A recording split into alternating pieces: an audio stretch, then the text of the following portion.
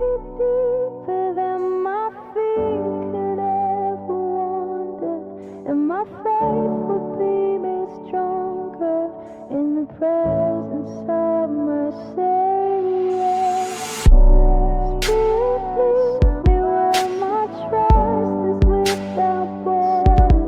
Let me walk upon the water wherever you would call me. Hoje nós vamos iniciar uma mensagem e eu quero continuar ela no próximo culto, dia 5, é isso? 5? Primeiro domingo de novembro, 5? 6, foi o que eu disse, 6. Por isso esteja bem atento ao que nós vamos conversar hoje, para isso dar continuidade e você guardar e a gente conversar um pouquinho mais. Antes da gente falar exatamente sobre o texto, conversar explicitamente sobre o texto, eu quero lhe contar uma anedota muito legal que tem a ver com a nossa postura a respeito de confiar em Deus. A pergunta talvez que a gente precisa se fazer é essa: você confia em Deus? Óbvio, pastor, claro que sim. Hoje nós vamos tentar, de forma profunda, esmiuçar esse tipo de resposta que você dá tão franco e tão claramente quando alguém te pergunta se você confia em Deus, você diz sim, claro que confio. A minha pergunta, depois dessa pergunta, após sua resposta é: será? Cá tenho minhas dúvidas. Será? Por exemplo, quando você solta uma expressão para alguém, te amo, e você olha e fala: será? Porque a palavra, ela tem um peso, mas o comportamento tem o dobro do peso. Por isso que nós vamos avaliar um pouquinho a respeito da palavra de Deus, se nós confiamos definitivamente em Deus. E conta-nos uma anedota muito interessante sobre isso, que uma vez um rapaz, entre dois prédios, ele colocou uma corda, ele era um equilibrista e colocou uma corda entre os dois prédios, as duas colunas do prédio, e começou a passar, e ia, e voltava, e começou a juntar gente embaixo, vendo aquele equilibrista, e ficando encantado com o jeito que ele fazia. Um lugar alto, um prédio alto, o pessoal embaixo olhando, e ele subia e ia. De repente ele pegou, na segunda vez, pegou uma vara, como normal deles, pegou a vara e foi equilibrando uma vara. E bora. Foi e voltou. No segundo momento ele pisou na corda e olhando para a situação, para todo ali, ele falava para as pessoas: vocês acreditam que eu posso ir daqui lá e voltar? Vendado? Ah, está de brincadeira. A galera: uau, duvido, eu acho que não. Vai. Tem aqueles irmãos que querem acabar com nós, né? Vai. Quer ver nosso fim, né? E aí ele vai e venda e vai, né? Equilibrando, né? Ao mesmo tempo que ele chega, ele consegue dar a volta e chega aqui de novo no seu lugar de origem. E a galera: uau, demais. E ele pega depois um carrinho de mão, sabe aquela carriola? Bota o pneu na corda, junta ali, e fala: vocês acham que eu consigo levar esse objeto até lá e voltar? Claro, se já foi vendado, isso aí é fichinha. Ele foi e voltou com a carriola. E aí ele falou: vocês acreditam que eu consigo fazer isso de novo? Sim. Vocês acreditam que eu consigo fazer isso com alguém no carrinho? Sim. Quem quer vir para eu levar em cima do carrinho até lá e voltar? Aí ficou assim mesmo. Silencinho. Alguns talvez gritaram: leva meu marido. Bota lá. Há uma grande diferença entre a gente confiar em quem está fazendo alguma coisa e a gente sentar no carrinho e dizer: eu confio, por isso minha vida está aqui. Há uma grande diferença, e essa diferença fica evidente pelo comportamento que eu e você temos. E hoje nós vamos transitar sobre isso, sobre essa expectativa de que se nós confiamos definitivamente em Deus ou não. Livro de Jeremias, se você puder abrir a sua Bíblia, capítulo 17, é o texto que servirá de base para nós. Onde o profeta Jeremias, nesse texto, capítulo de número 17, abra por favor. Jeremias, que escreve esse texto todo de Jeremias, não ele exatamente, mas o escriba dele, chamado Baruque, que ajuda a escrever, a compilar a carta, ou essa palavra de Jeremias, e também o livro de Lamentações de Jeremias. E esse livro, Jeremias, ele tem como objetivo lembrar os exilados. Exilados, enquanto você vai abrindo aí em Jeremias 17, ou acionando o seu celular smart no livro de Jeremias 17, os exilados fazem parte da história do povo de Deus, quando eles viviam, por exemplo, vou atualizar para a gente entender, o povo de Deus morava em São Manuel, mas aí veio um povo de fora, da Prata, e lá eles eram pessoas mais fortes, mais robustas, tem um exército maior, eles vinham, pegavam todo mundo de São Manuel, acabava com todas as estruturas, e levava o São Manuelense para Prata, e nós ficávamos lá exilados. Isso é exilado. É tirar um povo de um lugar onde eles viviam e levavam para o lugar onde os seus guerreiros ou aqueles lutadores venceram a batalha, então eles ganham e ficam ali. E esse povo, na época de Jeremias, estavam exilados e ficariam por 70 anos desse jeito. 70 anos. E esse exílio de 70 anos, lá em Jeremias 29, versículo 10 até o versículo 14, vai falar sobre isso, sobre esse tempo. E esse texto todo, essa carta toda de Jeremias, esse livro todo de Jeremias, ele tem a ideia de lembrar os exilados lá na Babilônia, o lugar onde eles estavam, que o motivo deles terem vivido ou estarem vivendo o que estão vivendo exilado, é porque eles não levaram a sério o pecado deles. E de vez em quando Deus usa algumas estruturas, como pegar um ímpio e judiar de nós, porque a gente está precisando fazer conserto com Deus.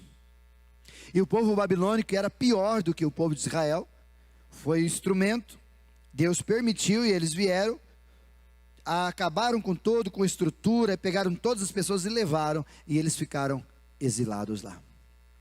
Você se lembra inclusive que nesse povo babilônico, ou outros exílios, você tem Sadraque, Mesaque e Abdenego, você tem Daniel, você tem o rei Nabucodonosor, você tem vários outros momentos de exílio que as pessoas viviam, o povo de Deus vivia, e Deus sempre dava uma mensagem. A mensagem do livro de Jeremias aqui, inclusive no capítulo 17, era: arrependam-se. Arrependam-se. Porque do jeito que está, eles vão continuar aqui.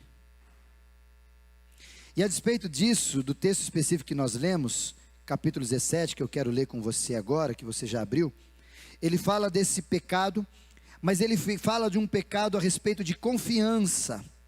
Por isso eu queria deixar aqui, eu quero deixar aqui para a gente ler o versículo de número 1 em diante, capítulo 17 do livro de Jeremias. Vamos ler o texto e entender esse contexto que eu acabei de narrar, o pano de fundo. O pecado de Judá, diz o texto, está escrito com um ponteiro de ferro e com um diamante pontiagudo, cravado na tábua do seu coração e nas pontas dos seus altares. Deus estava bravo por causa do pecado deles. A despeito do pecado, que ele começa a desenvolver sobre isso no versículo 2, 3 e 4, Deus entra em cena no versículo 5, e aqui que eu quero como base para a gente guardar. Assim diz o Senhor, sempre o profeta diz essa frase. Assim diz o Senhor. E ele usa uma palavra que talvez você não goste muito. Maldito o homem que confia no homem. Faz da carne imortal o seu braço e aparta o seu coração do Senhor. versículo de número 6. Porque será como um arbusto solitário no deserto, e não verá quando vier o bem. Contudo, morará, nos lugares secos de deserto, na terra salgada, lugar inabitável. Aí o versículo 7 ele muda, fala de um outro personagem. O primeiro ele caracteriza como maldito, o segundo ele chama de bendito, o outro extremo. E ele diz: bendito o homem que confia no Senhor, cuja esperança é o Senhor. Porque ele é como uma árvore plantada junto às águas, e que estende as suas raízes para o ribeiro, e não receia quando vem o calor, mas a sua folha fica verde. E no ano da sequidão, não se perturba, nem deixa de dar fruto. Versículo de número 9. Enganoso é o coração do homem, mais do que todas as coisas, desesperadamente enganoso e corrupto. Quem o conhece? E ele finaliza com o versículo 10 e 11. Eu, o Senhor, esquadrinho o coração e eu provo os pensamentos, e isto eu faço para dar a cada um de vocês, segundo o seu proceder, segundo o fruto das suas próprias ações. Como a perdiz que choca ovos que não são seus, assim é aquele que ajunta riquezas, mas não retamente no meio dos seus dias. Ou seja, numa outra tradução, antes que ele morra, ele deixará no seu fim, e será por si insensato. Esse texto é bem duro, e a gente vai tentar não só explicá-lo, mas edificar a igreja a partir dele, do que Deus falou com a gente esses dias, ouvindo, conversando, lendo esses textos e tantos outros que a gente vai conversar nessa noite. Porque aqui parece que Deus deixa claro, e é a palavra de Deus a partir do profeta, onde ele classifica aqueles homens em duas estratégias. Como também no Salmo de número 1, Deus chama dois personagens, o justo e o injusto. Como também aqui no livro de Jeremias, ele chama dois personagens. O primeiro, no versículo 5, ele fala que é maldito. E ele fala por que ele é maldito? Porque confia no homem. Porque coloca no braço da carne, ou seja, no braço do homem, a capacidade de resolver os seus problemas. E por ter esse tipo de comportamento, finalzinho do versículo 5, ele tem a tendência de afastar-se de Deus. E ele diz no versículo 6, o resultado da gente ter esse tipo de comportamento. No versículo 7 já diz a respeito do bendito, aquele que confia em Deus. Então há aqui um espaço, eu quero ficar apenas no versículo 5 e 6, porque nós vamos falar hoje, na outra vez que voltarmos, dia 6 de novembro, falaremos do versículo 7 em diante. Então eu quero ficar sobre o versículo 5 e 6, mas antes eu queria que você tentasse se associar, qual deles você acha que você é? O maldito ou o bendito? Nossa, misericórdia, pastor, sou bendito, óbvio. Qual deles você se encaixa? E o texto está falando, as duas expressões, o que diz que um é maldito, que o outro é bendito, tem a ver com a mesma palavra, confiança. Porque no primeiro ele diz que esse que não confia em Deus, se torna um maldito. E aqui um pouquinho só para você entender algumas configurações, antes da gente entrar especificamente no texto, mas talvez há uma confusão para a gente sobre maldição. E eu já tenho conversado com algumas pessoas e elas dizem para mim, pastor, eu não gosto dessa palavra. Porque Jesus levou sobre si todas as nossas maldições, então acabou a maldição. Mais ou menos. Não é tão simplista assim. No livro de Deuteronômio, capítulo 30, se você quiser caminhar com a gente, Caio, me ajuda nesses textos para facilitar para todo mundo também. Livro de Jeremias, no capítulo 30, versículo de número 15 em diante, nós temos uma expressão do texto muito interessante, eu queria que você lesse, ó. Porque gritas por motivo da tua ferida, tua dor é incurável? Por causa da grandeza da tua maldade, da multidão dos teus pecados, é que eu fiz estas coisas. Continua o versículo. Por isso todos que te devoram serão devorados, todos os teus adversários serão levados, cada um deles para o cativeiro, os que te despojam serão despojados, os que entregarei ao saque, todos te saqueiam. Versículo 17, por favor, Caio. Porque te restaurarei a saúde e curarei as tuas chagas, diz o Senhor, pois te chamarão a repudiada, dizendo, é Sião, já ninguém pergunta por ela. E o versículo 18, Caio. Por isso assim diz o Senhor, eis que restaurarei a sorte das tendas de Jacó, e que me compadecerei das suas moradas. A cidade será reedificada sobre o seu manto de ruínas, e o palácio será habitado como outrora. O que Deus está falando no texto de Deuteronômio, não somente aqui, mas trazendo alusão a outros momentos, quando ele fala ao povo de Deus a partir da desobediência e as consequências dessa desobediência a despeito do pecado, é que Deus, sinto em te dizer, mas Deus leva muito a sério o pecado. Inclusive tem ódio a despeito do pecado. Se você não leva a sério o seu pecado, Deus leva, e Satanás leva muito a sério o seu pecado. E por levar a sério o nosso pecado, a consequência do nosso pecado vai vir, isso no Antigo Testamento e no Novo Testamento. Tanto que a palavra de Deus vai dizer muito claro, você tem que obedecer. Se você obedecer, será abençoado. O livro de Deuteronômio está cheio dessa expressão de Deus. Mas se você desobedecer, você vai ser amaldiçoado, ou seja, está nas suas mãos. Escolha a morte ou a vida. Você determina o que você quer. Mas a grande situação, Caio, é Deuteronômio 30, por isso que eu estou lendo ali, eu não entendi direito o texto. Deuteronômio 30, Caio. Agora que eu olhei, eu falei, peraí, não é o texto que eu estava lendo, mas ele faz sentido. Bota para mim o 30. Agora sim. Estas palavras muito perto de ti, na tua boca e no teu coração, para cumprires. 30. Vem que proponho hoje a vida e o bem, a morte e o mal. Escolhe.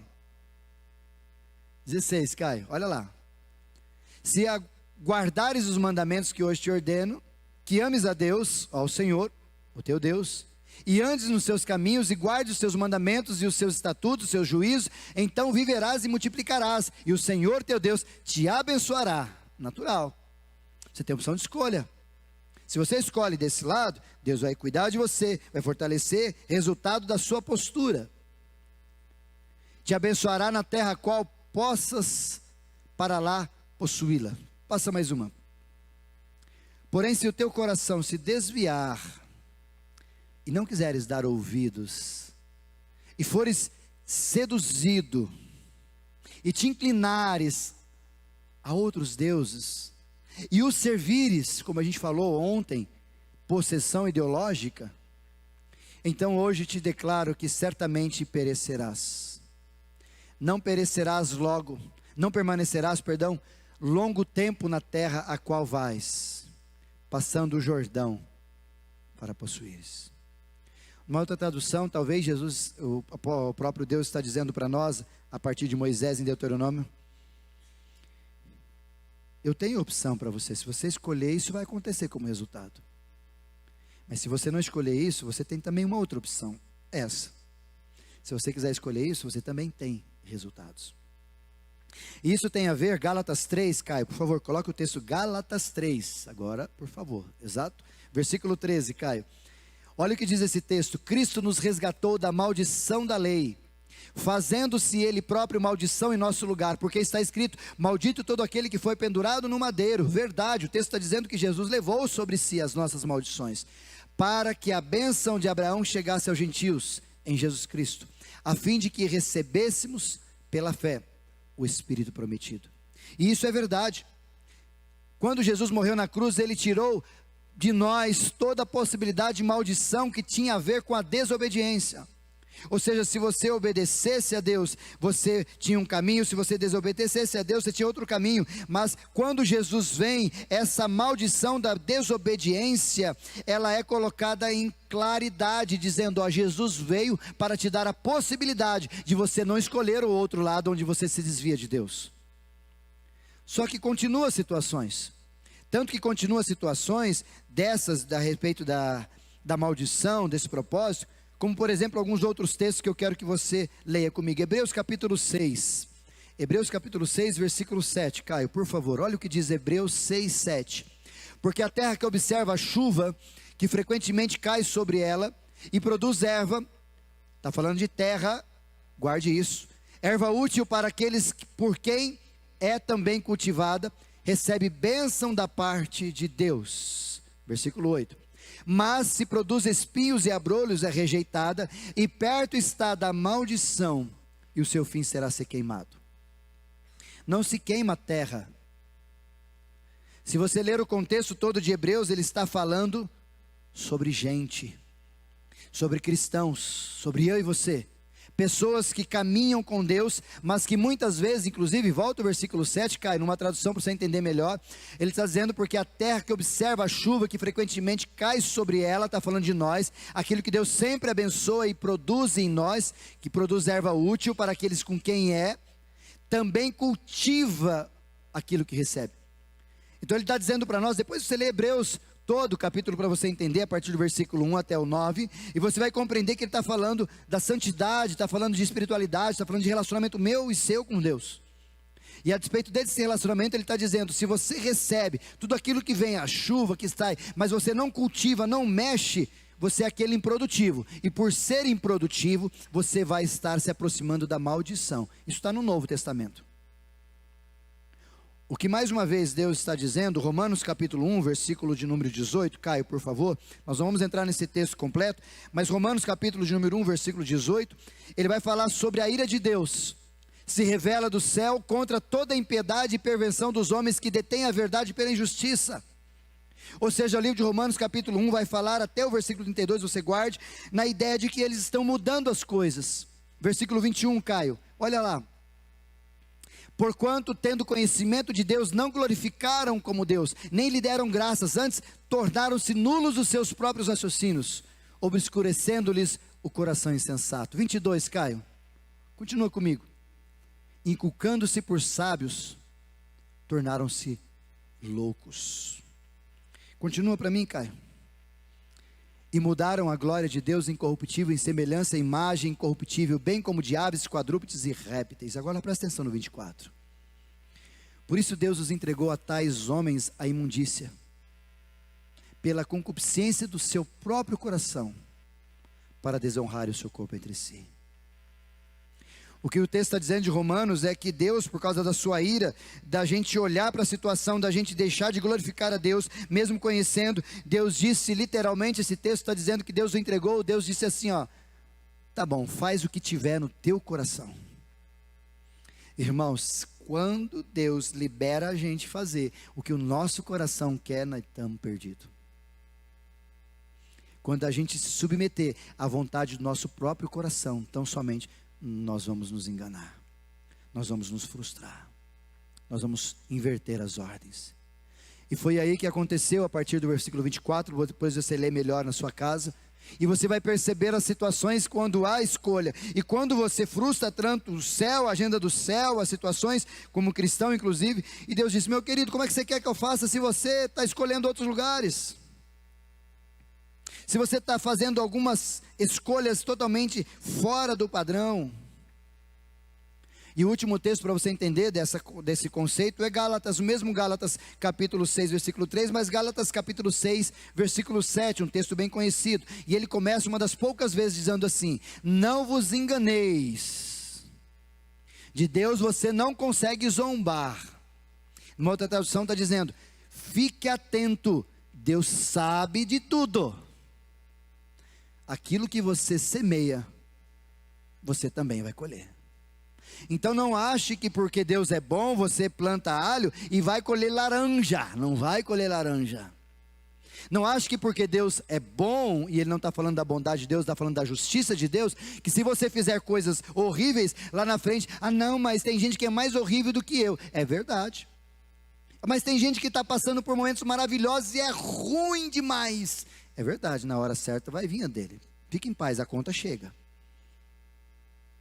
E a conta vem tipo cartão de crédito, com nome e tudo. E no teu endereço. E com juros.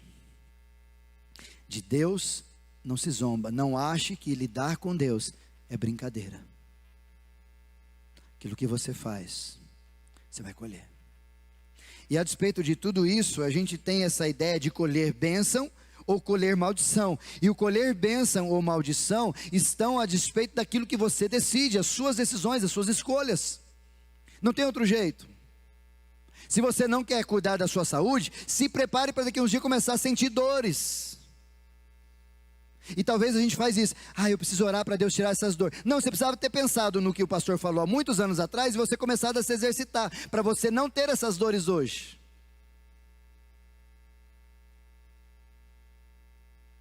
Estou falando alguma mentira? Como é fácil a gente achar que a gente não merece algumas coisas, só que a gente não planta nada. E o Gálatas, o próprio apóstolo Paulo aos Gálatas, a igreja, está dizendo bem claro: irmãos, tomem cuidado, tomem ciência, não se enganem, Deus não é um ser onde você vai brincar, zombar e achar que não vai ter. Vai ter, irmãozinho. Mas Jesus não levou sobre ele os nossos pecados? Levou. Mas você vai ter que pagar a consequência do seu pecado. Ele te perdoou.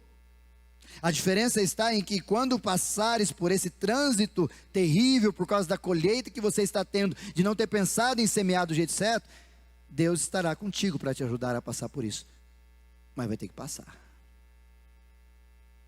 Nossa, pastor, eu vim hoje, né, Gilmar? Achando que eu ouvi uma palavra que vai me levantar para o alto, me jogar para cima. É verdade do texto só que eu quero que você entenda. E ainda nem cheguei no texto. Por isso vamos para o texto. Capítulo 17, versículo 5. Vamos falar do maldito. E ele faz essa configuração do maldito numa das coisas muito interessantes. Inclusive algumas pessoas usam esse texto, depois do maldito o homem que confia no homem, quando você conversa com alguém, ou quando você lida com um empresário, ou quando você empresta dinheiro para alguém, ou quando você está dentro da sua família, aí você é frustrado porque decepcionou você, e você fala aí, maldito o homem que confia no homem, já dizia a Bíblia, alegando que você não pode confiar. Deixa eu te dizer, esse texto não é para isso. Porque o texto não só diz isso. O texto fala sobre uma substituição de confiança. O texto não está dizendo, não estou dizendo que você deva confiar em todos, você tem que ter o seu crivo, você tem que ter o teu cuidado. E talvez você confia, não é porque Deus mandou, é porque você é bobo mesmo. Está na cara que não era para fazer isso.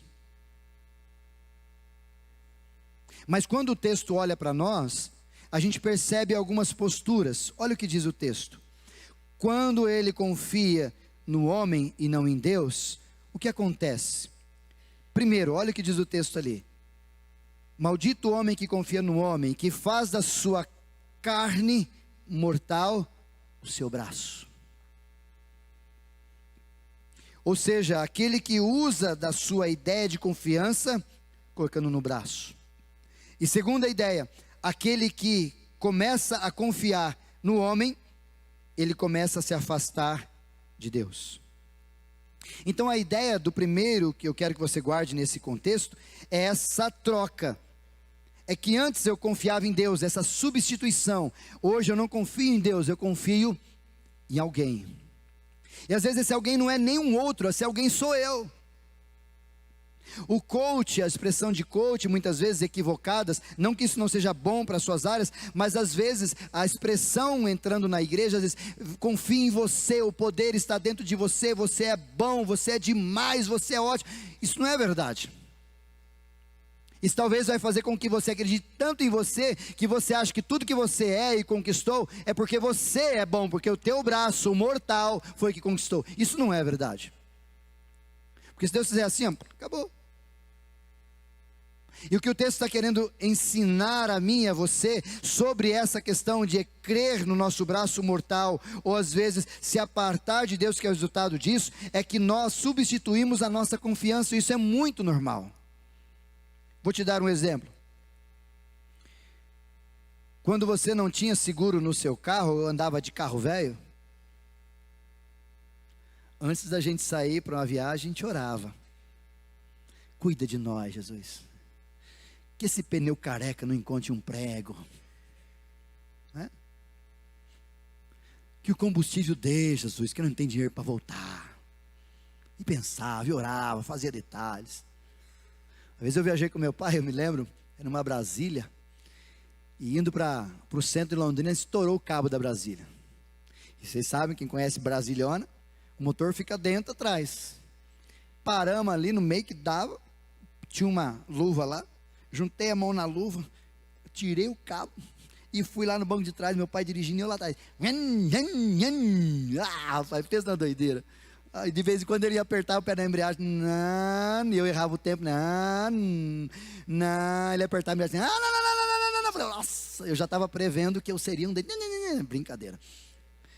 E aquele dia, quando a gente fazia isso, meu pai saiu, eu falei, e meu pai brincando comigo, arrebentou porque nós não oramos. Pode ser, não era adolescente, né? Eu nem tinha ideia. Mas depois que inventaram o tal do seguro, a gente dá uma olhada no carro, dá uma olhada no porta-luva, vê lá o cartão de seguro está aí, está tudo certo. Vamos embora, porque se acontecer alguma coisa, tem seguro. Não estou dizendo para você não ter seguro, só estou dizendo para você que muitas vezes nós substituímos a confiança. Vou te dar outro exemplo mais prático, talvez se você não tem carro e não tem seguro. Antigamente, mamãe, quando via o filho, os dois, eu e meu irmão saímos muito, eu sempre tive moto, mobilete, tive muito cedo, mobilete, olha Didi, mobilete, ninguém não sabe nem o que é isso, mobilete, Calói e uma Monarca, eu tive as duas, meu Deus, inclusive eu torneirava, quem sabe o que é torneirar de mobilete, né? Tempo bom, não volta mais. Mamãe sabia que a gente saía à noite, e ela, quando a gente chegava, a mãe estava acordada, de joelhos orando, para Deus guardar os seus filhos. Hoje, a minha mãe ainda faz isso, mas muitas mães hoje entregam um celular e fica ligando para saber como é que está e onde o filho está. Em vez de ajoelhar e orar e dizer, eu confio em Ti, guarda meu filho. A facilidade da tecnologia tem roubado de nós o comportamento de confiar em Deus de verdade. Não estou dizendo para você não dar celular para os seus filhos. Eu estou dizendo que o que acontece nesse tempo presente tecnológico é que a gente está vivendo situações onde nós substituímos a nossa confiança. E eu quero te mostrar uma pessoa que fez isso, livro de 2 Crônicas, Caio, por favor, capítulo 16. É o rei chamado Asa, e olha o que aconteceu com esse indivíduo quando ele substituiu isso tudo. Asa foi o rei de Israel, e ele teve situações adversas. 2 Crônicas 16, versículo 7, Caio, por favor. 2 Crônicas 16, 7. Naquele tempo veio Hanani a Asa. Hanani era como se fosse um profeta do tempo. E ele veio a Asa, rei de Judá, e ele disse, Judá, porque o povo de Israel se dividiu em várias tribos, só para você entender. Porquanto confiaste no rei da Síria, presta atenção, confiou no rei da Síria e não confiara no Senhor, o teu Deus. Então o exército do rei da Síria escapou das tuas mãos. Pode continuar, Caio, versículo 8. Acaso não foram os etíopes e os líbios grande exército, com muitíssimos carros e cavaleiros? Porém, tendo tu confiado no Senhor, Ele os entregou nas suas mãos. Ou seja, Deus está lembrando a Asa, dizendo, querido, os homens que você perdeu agora, é evidente porque, olha lá atrás, recordando o versículo 8, esses homens, os líbios etíopes, eram maiores do que esse que você perdeu. E por que você ganhou deles? Não foi por causa do teu braço, foi porque você confiou em Deus. Mas agora você não confiou mais em Deus, confiou no outro rei, substituiu a confiança. Versículo 9, Caio, por favor. Porque quanto ao Senhor, os seus olhos passam por toda a terra para mostrar-se forte para aqueles cujo coração é totalmente dele. Então Deus procura aqueles que é dele. Totalmente, não é meia boca. A expressão numa outra tradução está aí dizendo aí, inteiramente. Nisto procedeste loucamente, por isso desde agora haverá guerra contra ti. Escolheu deixar de confiar em Deus, confiou no camarada, olha que deu. E esse mesmo profeta começa a fazer algumas observações com ele, e lá no versículo 12, Caio, pula para mim, versículo 10, por favor, Caio. Porém Asa se indignou contra o vidente, a expressão usada, e lançou no cárcere do tronco. Sabe o que é isso? Ele ficou bravo porque ele falou que ele deveria confiar em Deus e não nos homens. Talvez você tenha o mesmo desejo nessa noite comigo. Esse pastor poderia ir para o cárcere. Vim para receber uma palavra e ele está me dizendo coisas duras. Faz parte do processo nosso. Foi para o cárcere, foi para o tronco. Tronco, a expressão de tronco, é como se fosse solitária do cárcere. Então ele não está só no cárcere, ele está num lugar secreto do cárcere, onde há um tronco e amarra eles no tronco. Então ele fica amarrado no tronco, como se fosse uma solitária. Paulo e Silas estavam desse jeito, amarrados num tronco, numa solitária. Continuando o texto. Porque se enfurecera contra ele por causa disso. Na mesma ocasião, oprimiu a Asa alguns do povo. Começou a ficar xarope, normal, quem se afasta de Deus fica chato. Olha o que diz o versículo 11. E eis que mais atos de Asa, tanto os primeiros como os últimos, estão escritos no livro da história dos reis de Judá e de Israel. Versículo 12. E no 39º ano do seu reinado, caiu Asa doente dos pés, e sua doença era em extremo grave. Contudo, na sua enfermidade, mais uma vez ele fez o quê? Não confiou ou não recorreu a Deus. Confiou em quem? Os médicos. Nossa, pastor, mas é pecado confiar em médico? Não, não é pecado, não é ruim você recorrer aos médicos. O que o texto está querendo dizer para nós é que Asa substituiu. Então ele deixou de crer, deixou de confiar, deixou de orar, deixou de acreditar que Deus tinha controle e começou a acreditar nas próprias mãos, ou dele, ou de alguém que podia fazer isso. Então, em vez de ele recorrer a Deus, a despeito da sua doença, ele foi atrás de médicos. Rapidamente, só para você entender aqui.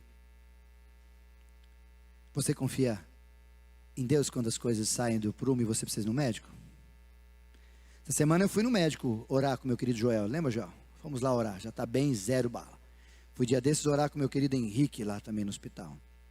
O pessoal lá está, o senhor, entra, já está normal. Lá, Unimed, Nesp, e vai embora. Mas antes de você ir para o hospital, você já pediu para alguém da sua família ou você mesmo estender a mão sobre você e falar: Senhor, nós aqui confiamos mais em Ti. Eu só vou no médico, eu vi uma oração de uma mãe dizendo isso. Nós confiamos em Ti e nós só vamos no médico para testemunhar o Teu milagre que vai acontecer naquele lugar. Isso é fé. Hoje a gente vê alguma coisa, até bicho ruim, cachorrinho, coisa, a gente corre desesperado, sai maluco. Aí quando o negócio não funciona mais, está lá no hospital, está ruim, eles falam: gente, orem por nós. Agora. Nós vamos orar, claro, vamos fazer isso. Mas não dava para ser antes. Não deveria ser antes. Antes de recorrer aos médicos, não deveria confiar em Deus. Por isso a grande dificuldade que a gente enfrenta é quando nós substituímos confiar em Deus para confiar nas coisas e nas pessoas, ou em nós mesmos. E aqui ele vai falar sobre essa questão muito clara, que eu queria que você entendesse, que confiar em Deus ou confiar no homem tem a ver com quem você procura em primeiro lugar. Tem a ver com a sua paz, se ela está em questão, se ela está acontecendo, se você está no controle. Muitas vezes eu procuro outros do que Deus, porque se eu não estiver no controle das coisas, eu não sossego. Ou às vezes a gente está procurando outras pessoas ou coisas para colocar a nossa confiança, porque nós estamos bem longe de Deus. Por isso, o resultado de quem confia nos homens acontece no versículo 6. E antes de chegar ali, eu pergunto para você: você acha que é o seu braço que faz o que você faz? Não. Você acha que é as tuas ideias que faz o que você faz, a inteligência, os teus conhecimentos? Não é não. É a bondade de Deus. A palavra de Deus diz para nós que as misericórdias do Senhor se renovam todas as manhãs. E esta, segundo o próprio texto, é a causa de não sermos consumidos, ou seja, é Ele que nos ama e enche com misericórdia para que nós não sejamos consumidos e tenha a possibilidade de arrependimento, como aconteceu aqui em Jeremias. Mas Ele faz isso para a gente entender que a gente precisa confiar única e exclusivamente só nele. E se você talvez confie em homens, olha o que acontece com a gente. Esse versículo 6.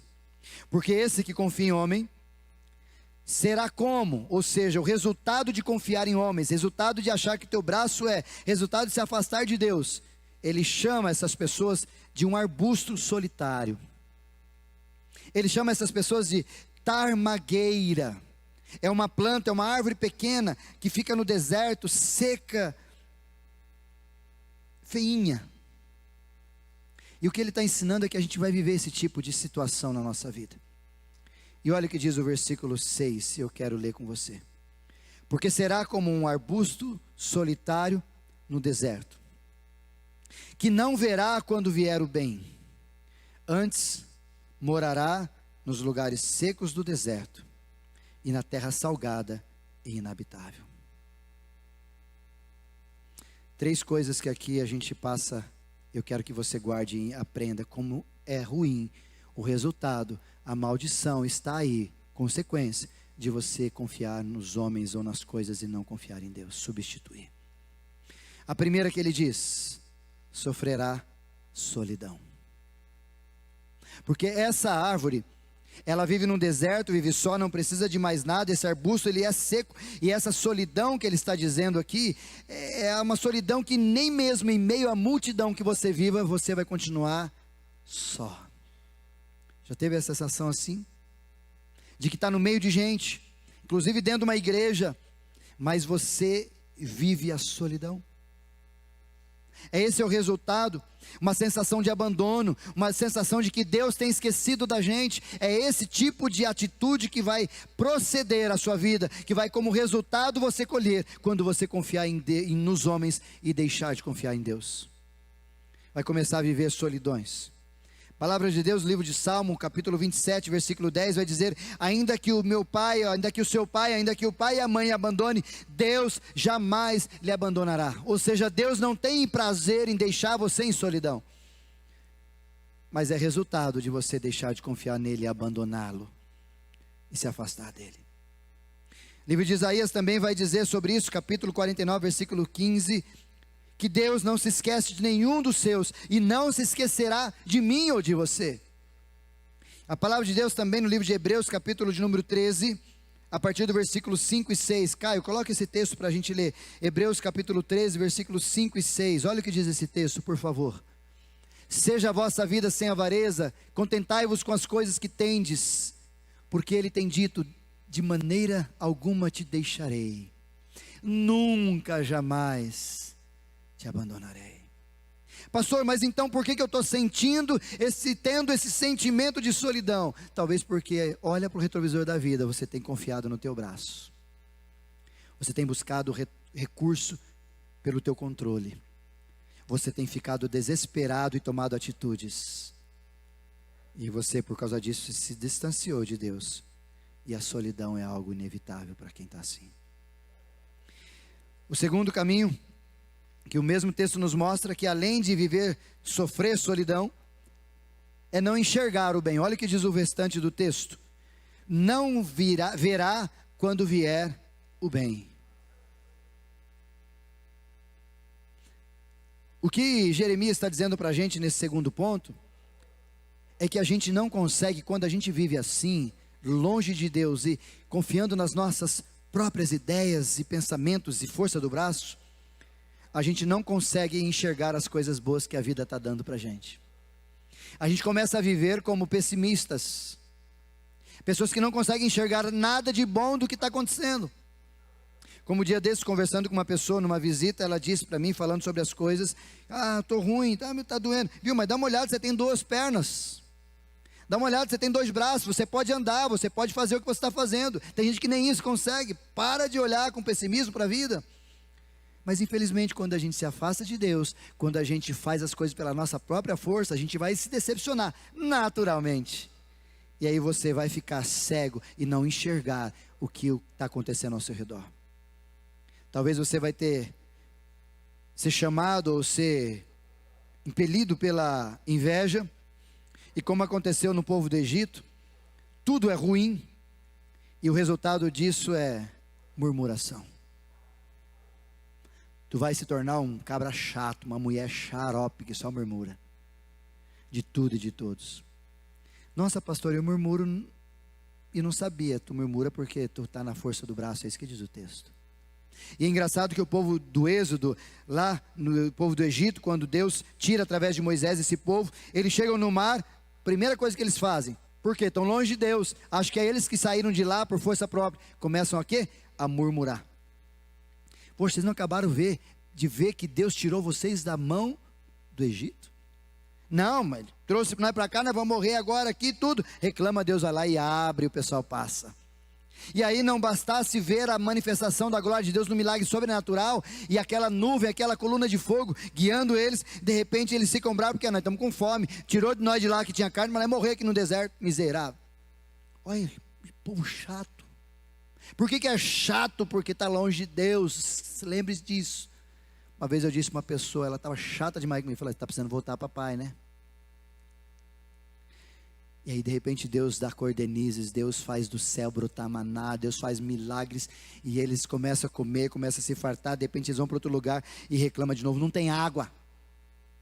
O Senhor mandou nós sair de lá para matar nós de sede aqui? Ô povo murmurador, por isso que demoraram 40 anos.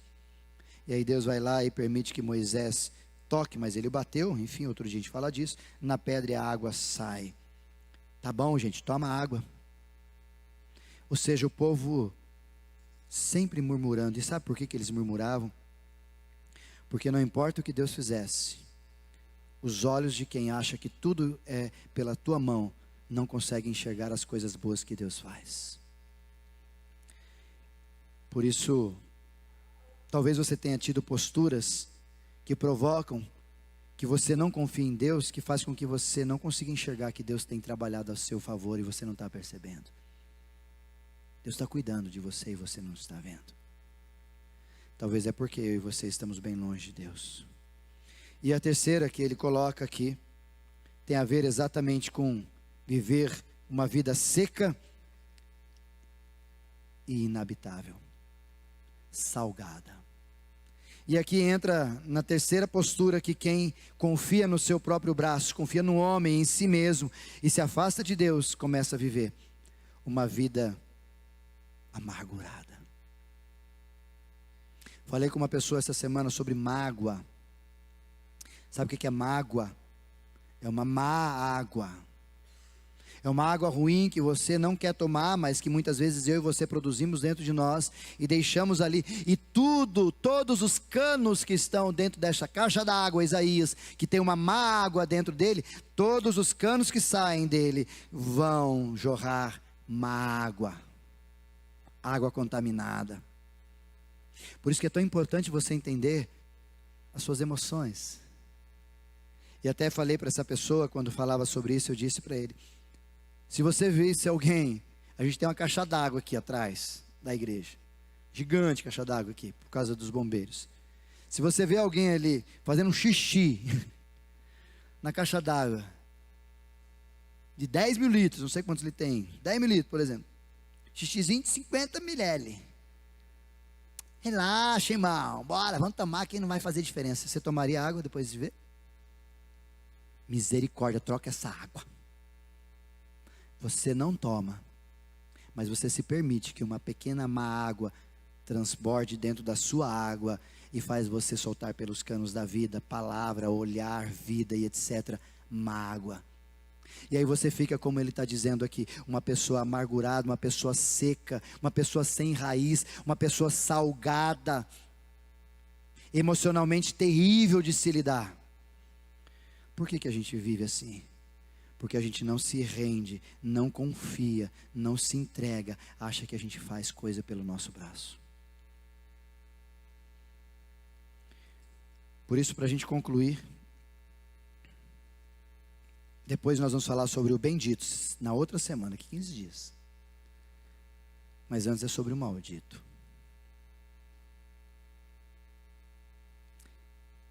Quem é você nessa história? Por acaso você já teve posturas de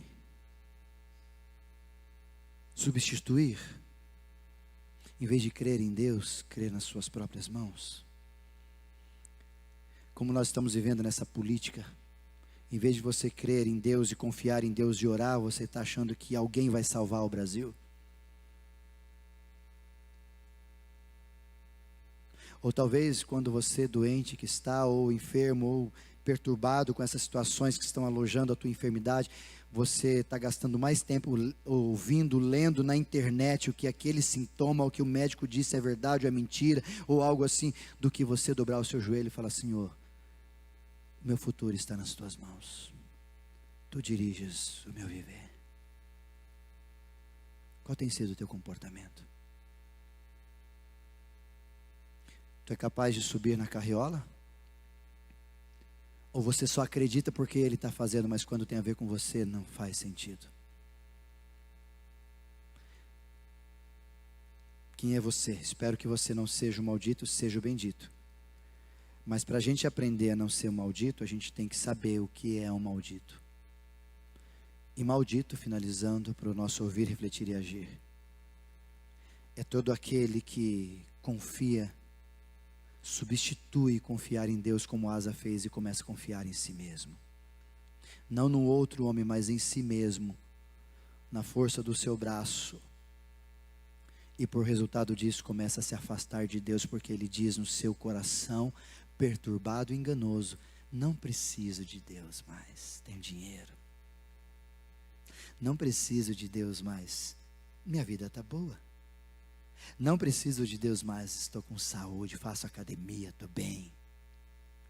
Não preciso de Deus mais, meus exames deram perfeitos.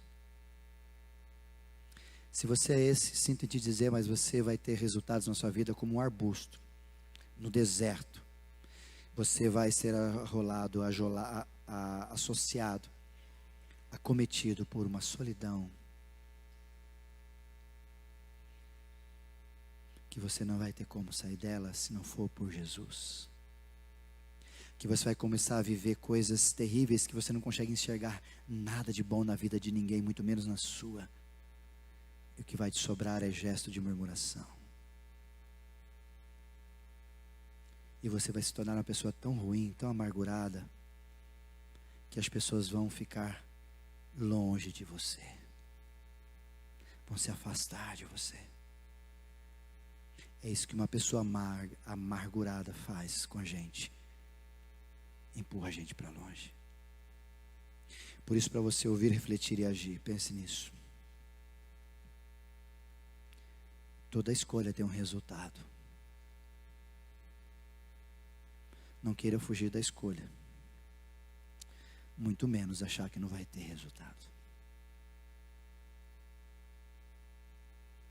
E nesse ponto, desculpa lhe orientar e ajudá-lo. A gente tem tendência pecaminosa como Adão de dizer que a culpa não foi minha. Cuidado em compartilhar culpas. Segunda verdade. Qual desses comportamentos, quanto a desconfiar de Deus, ou não confiar em Deus, você está vivendo hoje? Solidão? Não vê que as coisas estão andando, caminhando e está tudo bem? Ou você está vivendo amarguradamente? Se algum desses fazem parte da sua estrutura, sinto te dizer, Em um momento da tua história, você deixou de confiar em Deus, como aconteceu com Asa, que confiava demais em Deus, e no momento da história parou de confiar em Deus. Terceiro e último, para a gente finalizar e a gente cantar uma canção. Vamos subir para a gente finalizar com uma música? Jesus hoje te convida a confiar nele. O que Jesus diz em Mateus capítulo 11, versículo 28, 29 e 30. Vinde a mim, todos vós que estáis cansados e sobrecarregados, e eu vos aliviarei. Mas o segundo texto, versículo 29, quando ele diz, tomai sobre vós o meu jugo, ele está dizendo, confie em mim. Deixa eu comandar a história da sua vida. Deixa eu fazer o que tem que ser feito. Relaxa. Bota o jugo e fique em paz. Jesus está dizendo, eu sei o que eu posso fazer.